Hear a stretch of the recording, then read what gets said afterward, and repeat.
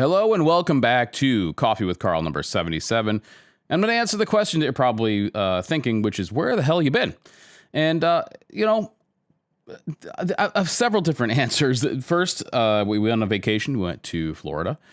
Went down to Siesta Key. It was beautiful. I don't really like it in Florida, I got to tell you. Just, it's too hot, too humid. That feeling of like oppressive humidity and heat. Of course, I mean, I'm the idiot who went there in June, so, that's my bad. But went down there, and then I don't know what happened. I sort of just haven't been feeling like doing this.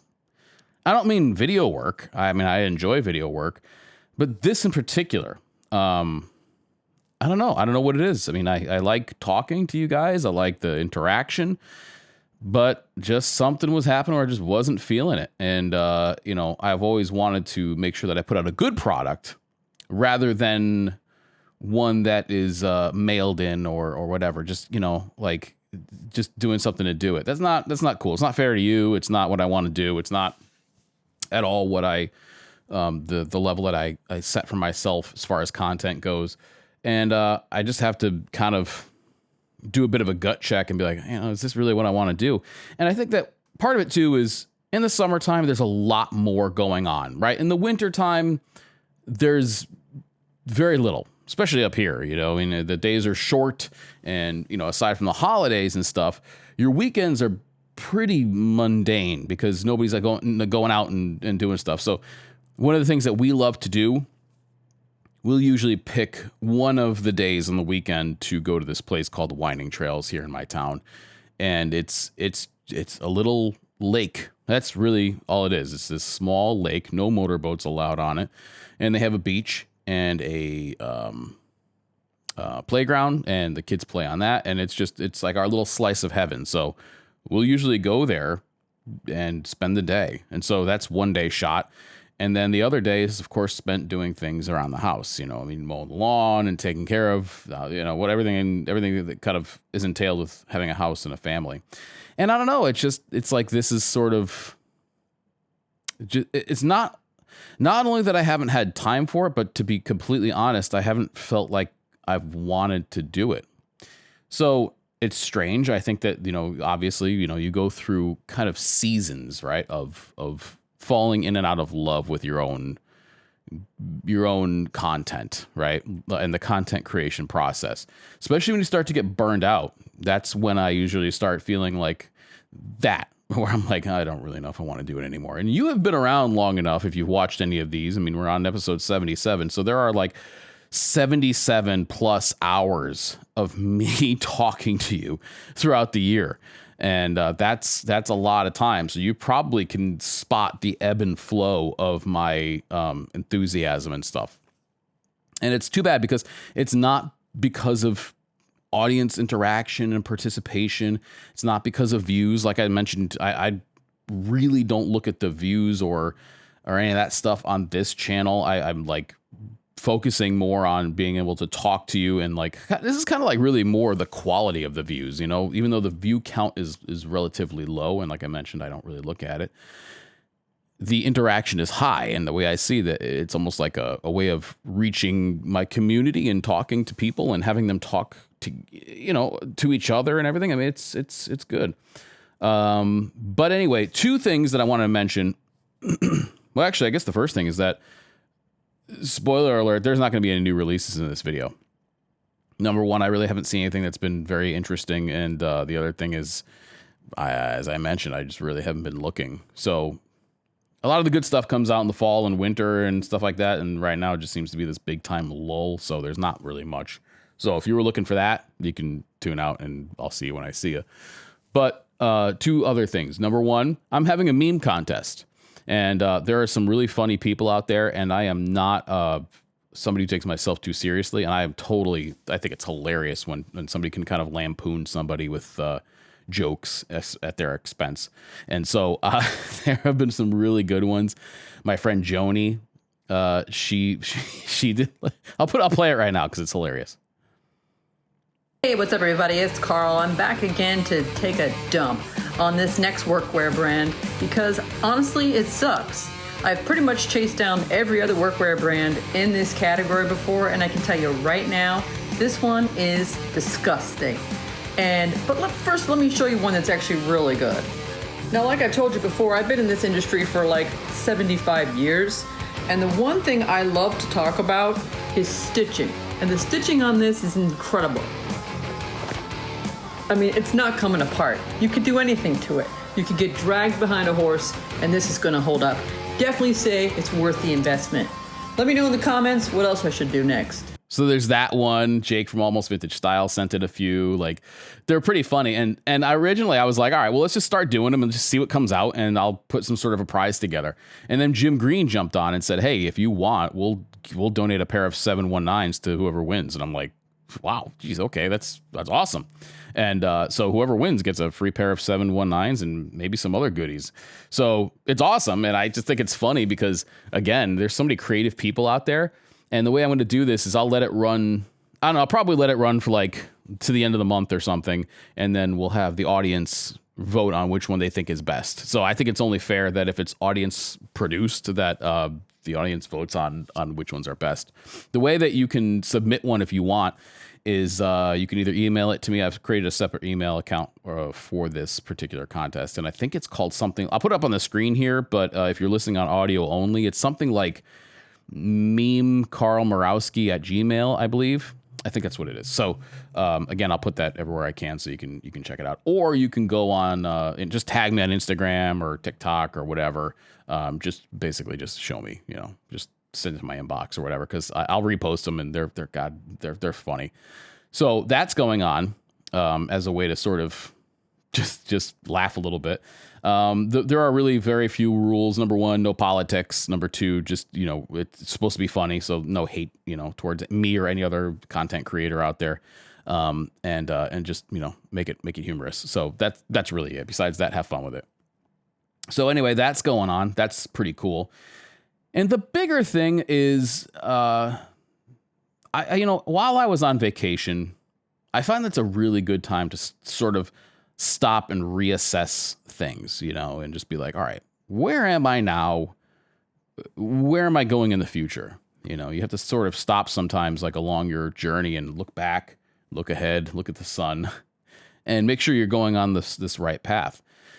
And something kind of came to me when I was thinking about this, looking at my analytics a little bit on the main channel, and trying to put the pieces together. Because on the one hand, I've been doing this for 10 years, and just the fact that I have been doing it for 10 years is kind of ridiculous because, YouTube, I mean, I've seen a lot of channels start and then shut down like within a month because it takes it's a grind. It's a grind. And like every year that passes, it becomes more and more of a grind just because there are more people who are constantly getting into the space.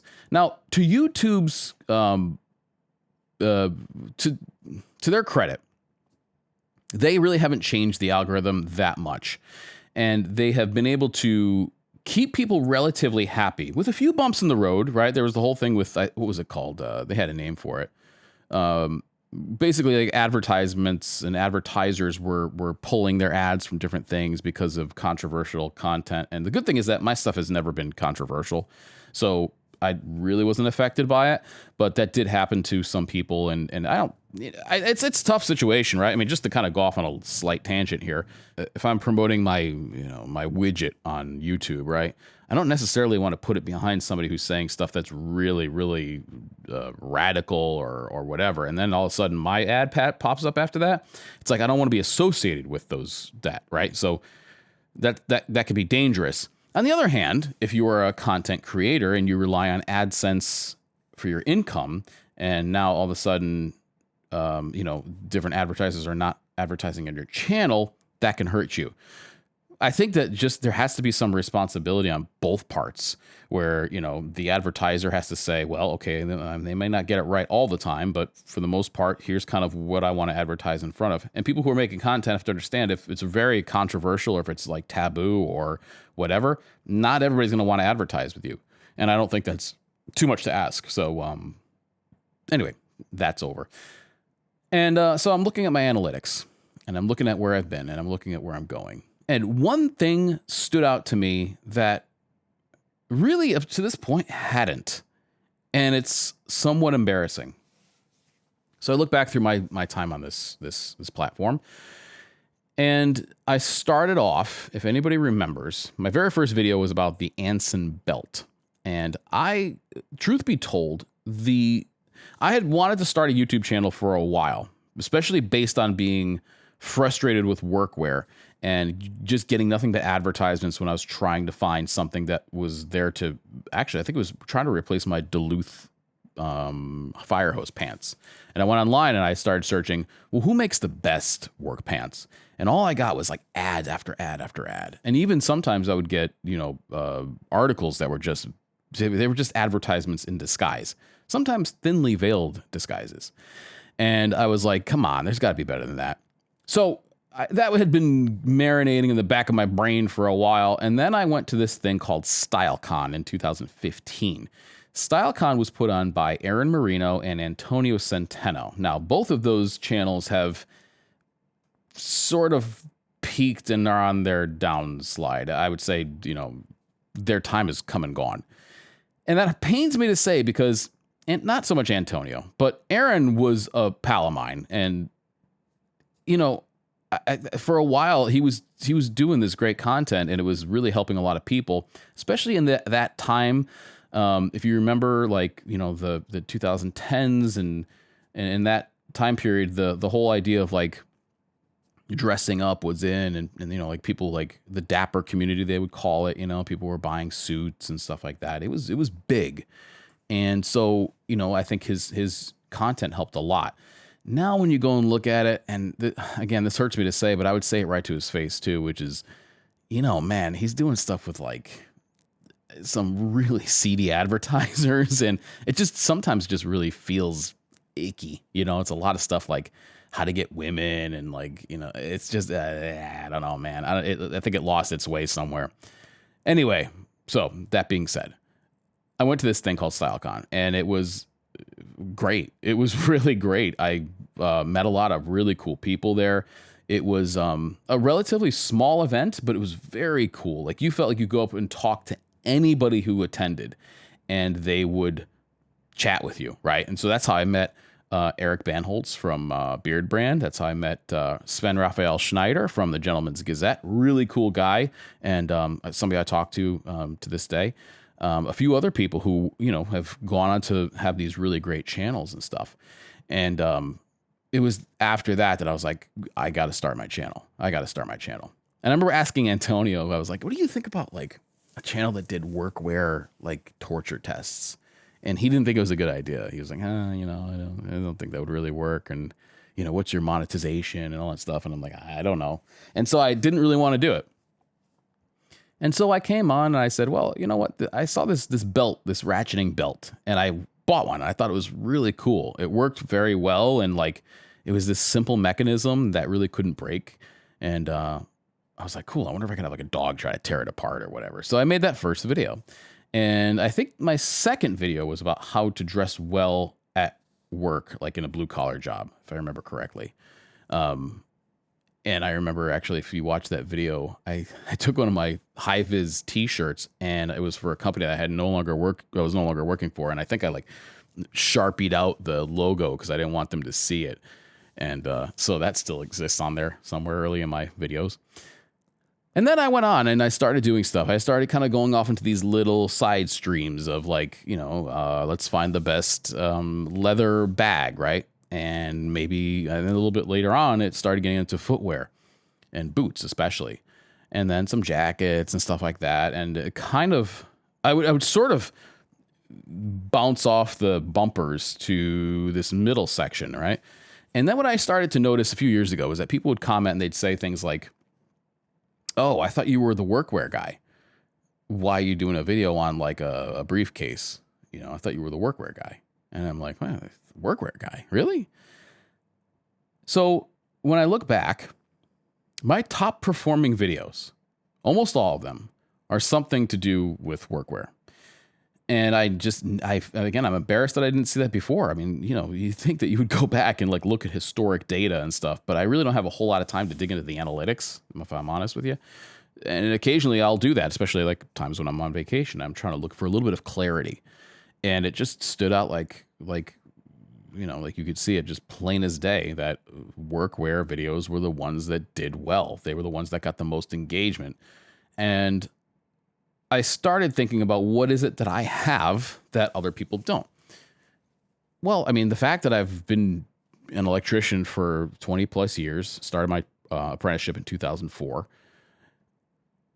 The fact that I did that, I was a mechanic before that. And it was like, that was actually something that I kind of hid a little bit, because within that sort of dapper community that I described earlier, if you were a blue collar guy, that was kind of outside you weren't really, it was outside of what they were doing. Like a lot of these guys were like tech bros, and were they going to listen to some, grease monkey about how they should dress? So I didn't really hide it. I didn't go to like lengths to hide it, but I didn't call it out, explicitly.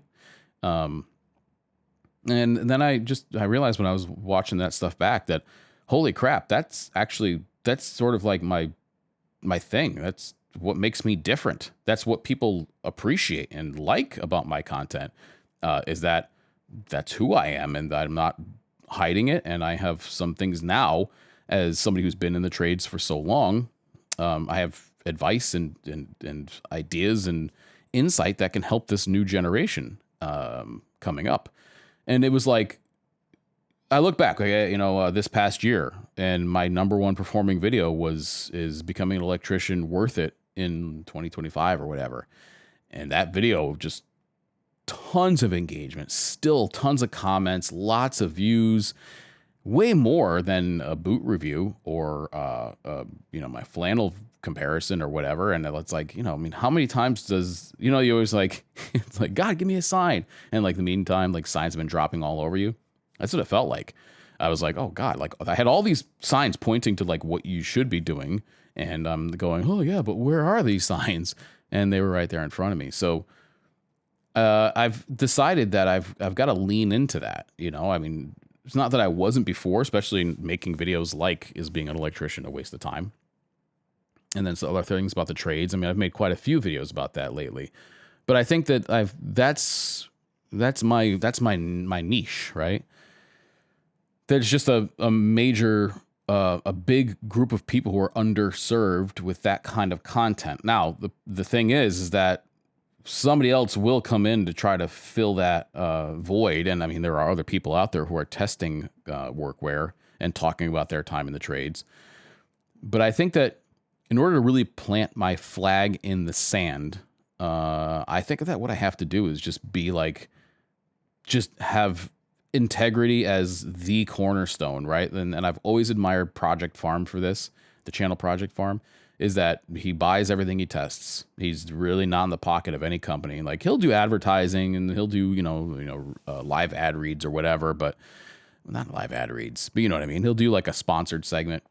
But he buys everything, and so it's like you can trust it. And I think that's really... I had been doing that with everything that I've been doing the shootouts with, right? Like the work jackets shootouts and work pants shootouts. But occasionally, and I'll let you know in a video, when a company will send me like a pair of boots for review or whatever.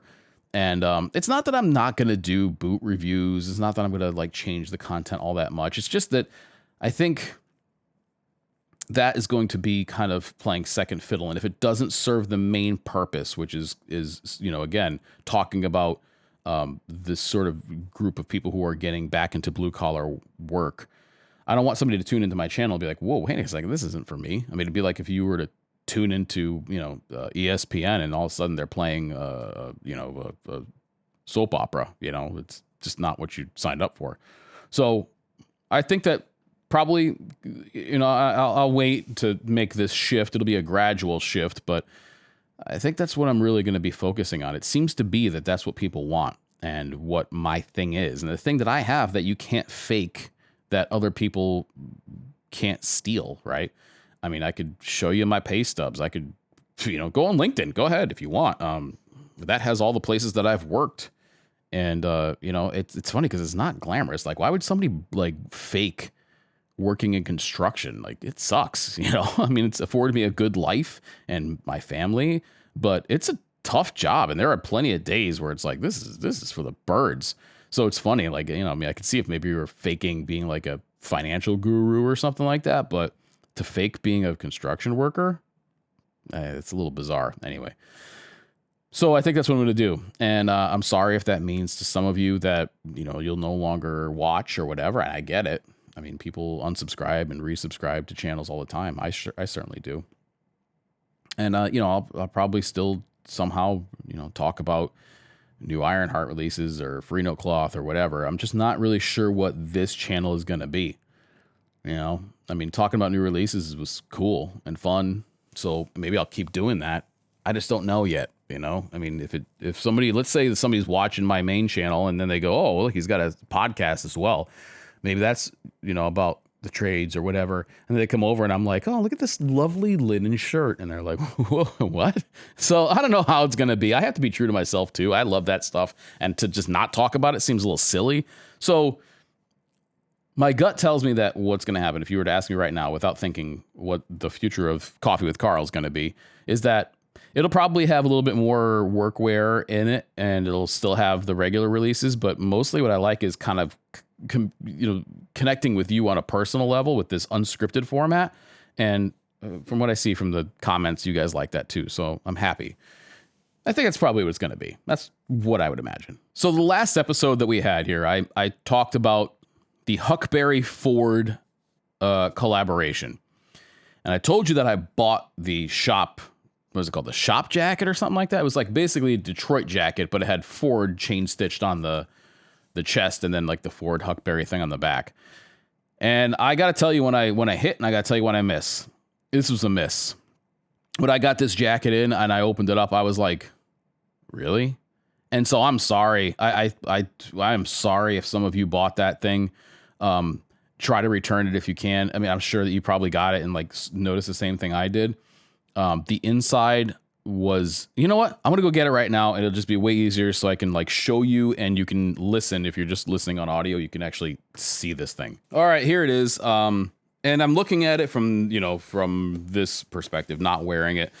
And again, if I was to kind of pick this off the rack, I would say, oh, that's actually kind of cool. It's got the chain stitching. It has the triple stitch seams, has an action, you know, back to it and stuff like that. When you start digging a little bit deeper, it starts to fall apart pretty quick. The lining is, can you hear this?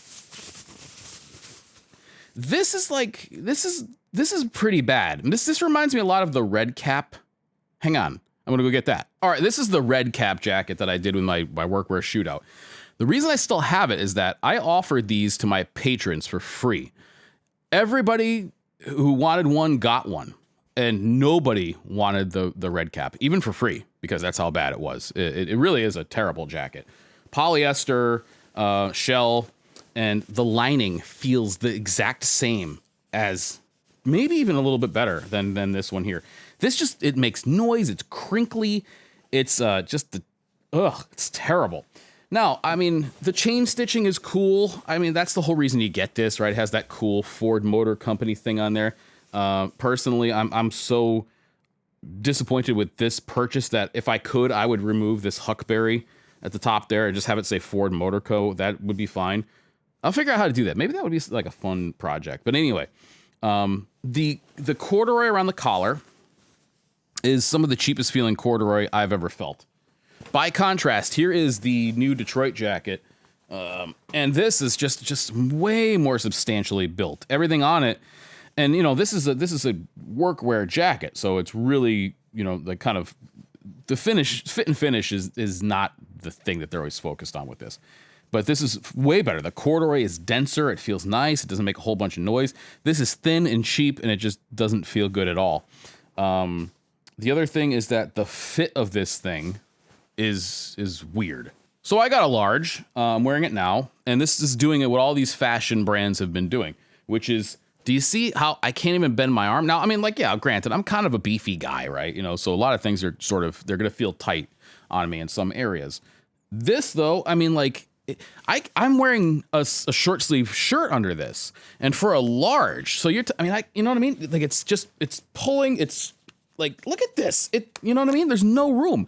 There's no way I could wear a hoodie underneath this, or even maybe a long sleeve shirt, which totally kills the whole idea of it. And so the fit is way off as well. And so I'm to be completely honest with you, I'm pissed at Huckberry and Flint and Tinder for this thing. They used to offer really decently priced, made in USA essentials.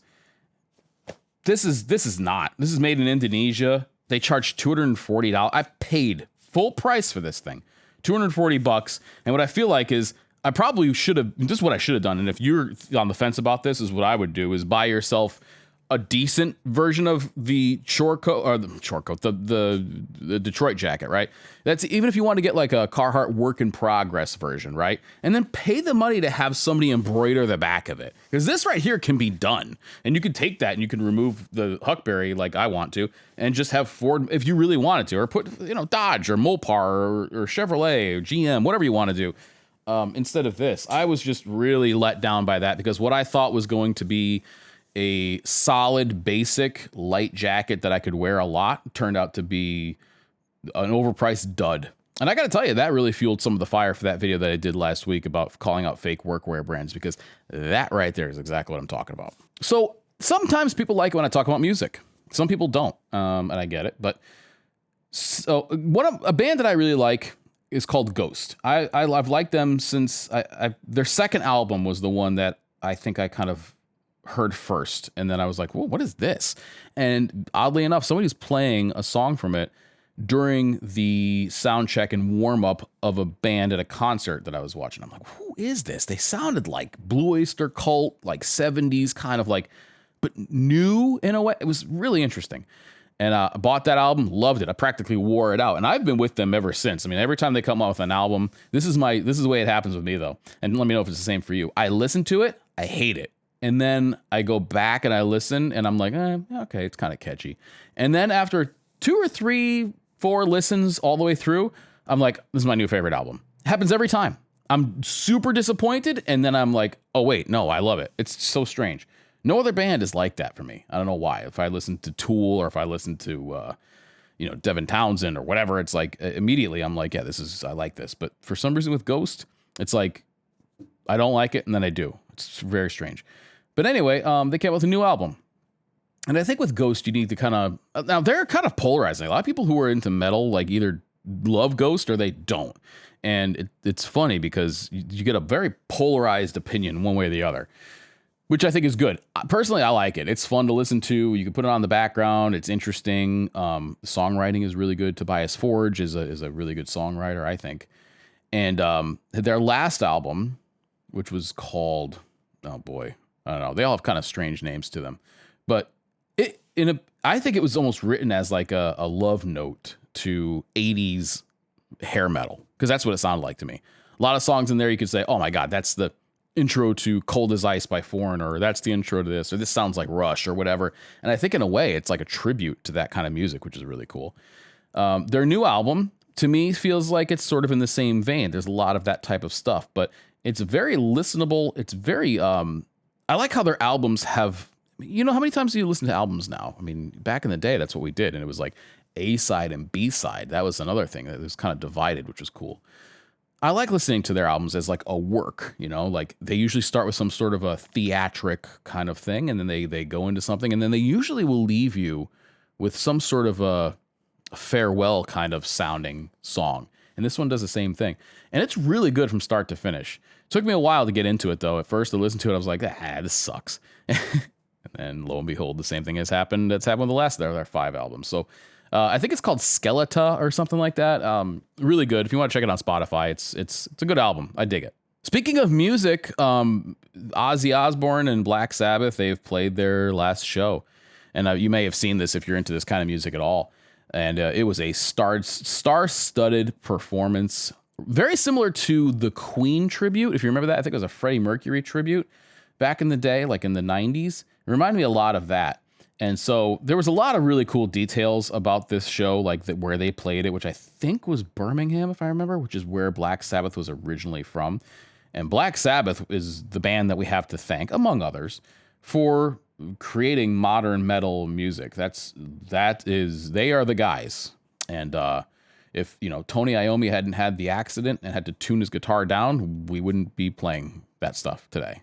And it's just, so everybody owes them a debt of gratitude. But I mean, all of the big guys were there. I mean, Guns N' Roses, Pantera, and from what I understand, there were hits and misses. The guy from Disturbed got booed, and that was interesting. And seeing Ozzy sing "Mama, I'm Coming Home" for the last time, because he got in an ATV accident and then Parkinson's, and he's I can't believe he's been alive this long, to be fair. I mean, Ozzy has lived a wild life, to say the least. I mean, he was the guy that guys from Motley Crue were like, this dude's too wild for us. And he's still around. That's amazing. Anyway, what a send-off. And I've seen Ozzy play twice, and both times were with Ozfest. The first time it was a Black Sabbath set. I think it was the original members with the exception of the drummer, if I remember correctly. And great set, really good. He was doing his little, they call it the frog jump, if you've ever seen that, where he kind of jumps off all fours and he dunks his head in water and throws the water at people. And it was neat to see Ozzy as Ozzy. And then I saw him play another set a few years later, and it was great. He's just one of those guys, everybody hears him, and yeah, okay, some of his lyrics can be a little ham-fisted, and he's Ozzy, right? You either kind of like that flavor or you don't, but you can't deny his place in history. And so to see that bookended that way was touching, and I think that's kind of the thing. Like, I've heard this thing about how people in the metal fans are nice people pretending to be mean people, right? I mean, the music is aggressive and about, terrible things, right? Satanism. And I mean, read a Cannibal Corpse, track list, and you'll be like, oh, okay. But they're really nice people. And I found that to be the case. Like, I've been in many bands, many metal bands and stuff, and they are some of the coolest, nicest people. They're just chill, down to earth people. You fall down in a mosh pit at a metal show, people pick you back up and make sure you're okay. That's the way it is. It sounds bizarre, but that's the way it is. Some outliers aside, of course, some bands have their own following, which are extremely violent, but that you're going to have those anywhere. And they say that hippies, on the other hand, are mean people cosplaying as nice people, which I don't know because I'm not a hippie, but let me know if that's true. Either way, the community, the people in it have always been cool. And it was a moment in history. It was very interesting to see. And if you haven't seen any of the performances or any of the highlights or whatever, I suggest you go and check it out, because some of these people, like James Hetfield from Metallica, I think he's still at the top of his game. He's way better now than he ever was. Like, he still has that mighty Hetfield sound. The guy can play like there's no tomorrow. I mean, like, there's videos of him playing Master of Puppets back in the day, probably coked out of his mind, where his down picking is like, I don't know how he did it, but so, that's the thing. But I think he's cooler now and probably in a better place mentally than he ever has been. And it's fun to watch. Lars, on the other hand, not so much. But that's a whole other story for another time. What the hell else has been going on? I got my custom Limmers. I think I told you about that. I think the last time that I checked in here, I told you that Michael and I, Michael from Iron Snail, had met at the Limmer factory in New Hampshire and did a whole bunch of stuff there. And we both have a pair of custom Limmers being made. Now, I got in touch with Limmer a few years ago and got on the list. And so this has been a long time coming. And I have the whole breakdown of how they built them. And let me just give you kind of my first initial thoughts, because maybe you'll like that. I've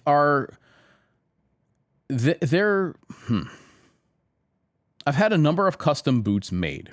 And usually what happens, whether they're Nicks or creosote or something like that, is I'll put them on, and there's usually a tightness, right? There's sort of you have to kind of break in the leather a little bit, because they can't make the leather mold to your foot specifically.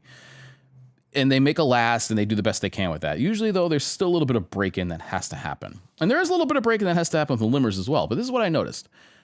I was able to wear the Limmers. Yesterday was my first day. All day without a problem. I was able to sit for 3 hours yesterday. Last night we went to a fireworks in my town, and we just kind of got together with some friends and sat in lawn chairs and watched the fireworks, and drank and had a good time. And I was able to sit there the entire time with my Limmers on, totally comfortable. No hot spots, nothing like pressure or anything like that, especially on my instep. It was amazing. I'm not sure. They felt like pre-broken in. Now, they still need breaking in. And this is what I mean. So when you walk, right, the area around your ankle that flexes, that's usually where I noticed they need a good amount of breaking in. And you can usually tell on your boots they have sort of like an X pattern where the folds are, right, where the shaft is moving and the lower is kind of flexing with it. That needs to be broken in. The upper kind of padded collar is a little stiff. So that's going to take some time. And all that's going to take is just wearing them and you know, rotating them so that you're not constantly, because I've given myself some serious blisters before just trying to like push through the pain kind of thing. It's not worth it. So I'm going to go through that whole break-in process. But off the rip, these are more comfortable than my stock Limmers because they are made to my foot. So I think if you were a hiker, avid hiker, somebody who's like, or let's say not even like somebody who's going to go ahead and hike the Appalachian Trail from start to finish. You're just somebody who says, you know what, screw it. I want to buy one pair of hiking boots and then have them for good. Like I'm done. I'm done going to REI and buying something every year and then I got to change it out. I want to buy the one hiking boot to end all hiking boots for me. For you, I think you'd be very impressed by these because they're excellent. Really well built. Interestingly built, right? From one piece of leather with one seam, which is a functional seam that sits in your arch of your foot. So it acts as arch support. Interesting. And they're wonderful. I have nothing but good things to say about them so far. And although I love Limmer and the people who work there, I would tell you if I didn't like something, I'm obligated to. Otherwise, you're going to find out on your own, you know, and then you're going to be like, Carl, what the hell? Why didn't you tell me about this?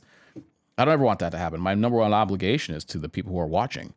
And so I would tell you if there's something that was off about them.